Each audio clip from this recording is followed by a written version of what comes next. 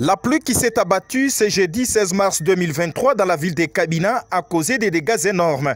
Le cas de l'hôpital général de référence de Kamina, où un grand arbre a emporté plus de 14 piliers allant du pavillon pédiatrie. Informé de cette situation malheureuse, l'autorité provinciale Yumba Kalenga Mushimbi Isabelle a dépêché le ministre de la Santé Tayari Kiswabantu pour un état des lieux. Nous venons d'assister à un drame dans la ville de Kamina.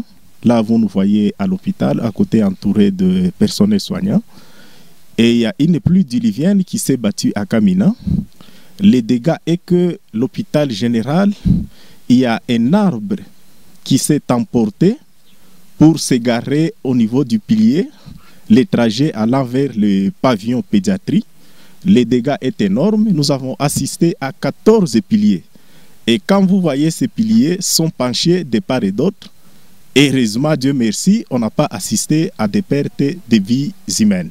Les plaidoyers qu'on doit faire, ces dégâts demandent un caractère urgent de réhabilitation de l'hôpital. C'est l'unique structure pour l'administration des soins appropriés en province.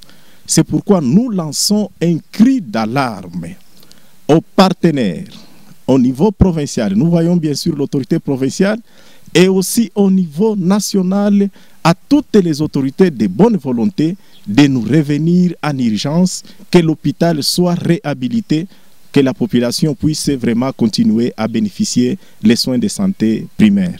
À la même occasion, le ministre de la Santé s'est imprégné de l'évolution des travaux de réhabilitation de la maternité de cette structure sanitaire en province pour le développement du système de santé. Et remercier d'abord le leadership de l'autorité provinciale, honorable docteur Yumba Kalenga Mushimbi Isabelle.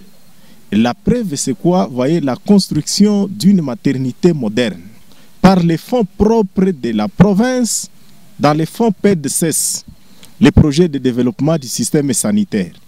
En ayant 1 mois et demi, ils vont remettre les clés à l'autorité provinciale pour l'inauguration de ces bâtiments. Le ministre de la Santé, Tayari Kiswabantu, lance un appel aux autorités compétentes afin de sauver cette partie emportée par un arbre, car l'hôpital général reste une structure sanitaire dans le Haut-Lomami pour les soins appropriés.